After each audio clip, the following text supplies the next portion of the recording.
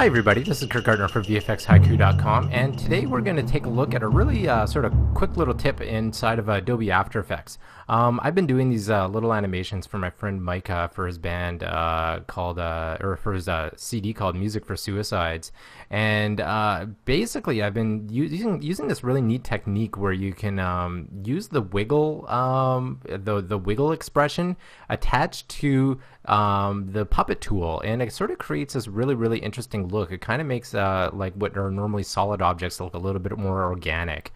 So let's just jump right into After Effects and I'll show you exactly how I do this.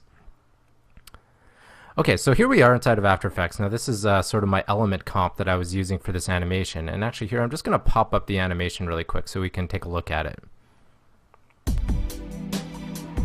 So basically, I'm not going to go into this in too much detail, but basically what's going on here is I took this painting that my friend Mike's girlfriend made and sort of cut it up into a whole bunch of different layers, and then I added text into it because these are being used as intro videos for each one of the songs that he plays when he's playing them live. So what I've done here, there's a couple of neat things that I'm doing with the wiggler, or with the wiggle effect, and or with the wiggle expression rather, and with the puppet tool. So you can kind of see here on the text how the text kind of has, like, especially on the top of the C here, it's kind of like bouncing up and down a little bit. It feels like it's kind of like being pushed around by the wind or something. And the same thing is happening here on the back side of her dress, even though it's not really as visible. So I'm just show you really quickly how to achieve this effect. So I'm just going to close that down.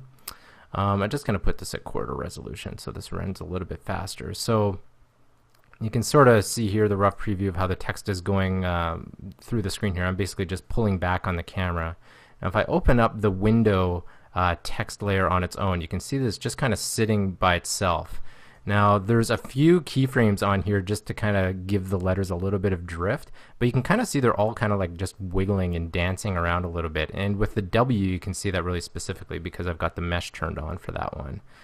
So if we just take the W here, I'm just going to open it up, and you can see I've got the puppet tool attached to it, and I've got the mesh, and I've basically just put a whole bunch of puppet pins in it. And for the position of the puppet pin, rather than putting a keyframe in there, I deleted the keyframe entirely, and then I just added a wiggle expression. And basically all you have to do is just type wiggle, and then bracket one number and then another number. And basically what the first number is this is how many times per second it's going to do the wiggle, and this number is how many pixels it's going to move it.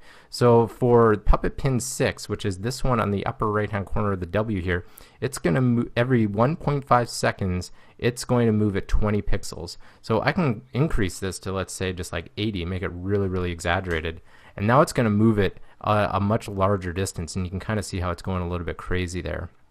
So if I wanted it to go way slower, what you could do in this wiggle parameter is you could change it to like 10. So now every 10 seconds it's going to move 80 units, or 80 pixels. Or sorry, that's backwards. I think it's 10 times a second rather. Yeah, that's how it works.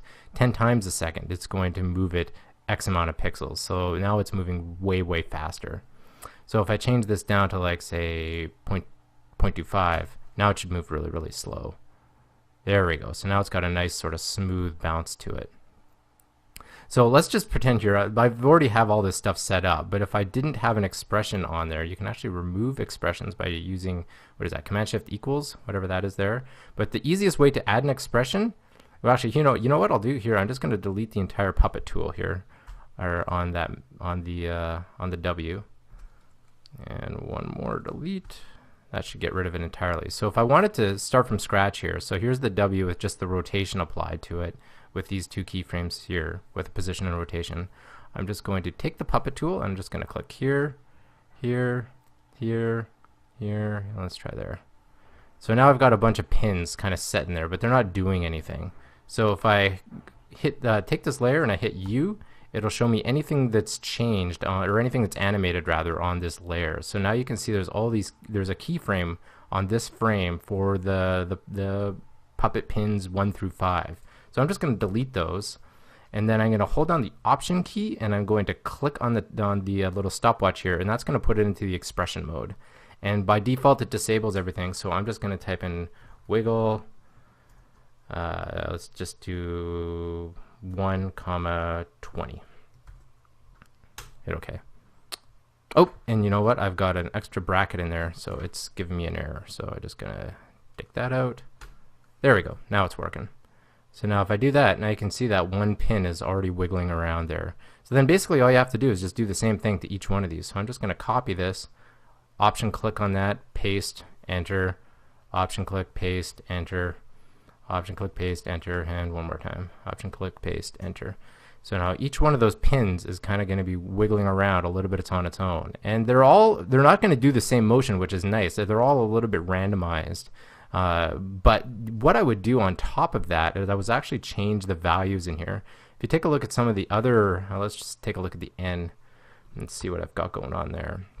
And I see there's 5 pins on there, but I've also changed the wiggle parameters on each one of them, so they're not all wiggling the exact same amount. So some of them have a little bit more force to them than others, and that just helps make it look a little bit more realistic, and well, realistic letters jiggling. You know, it just helps sort of break up the sameness of the motion on the W. So if I change one of these to like, say 40, change one of this guy here to like 50.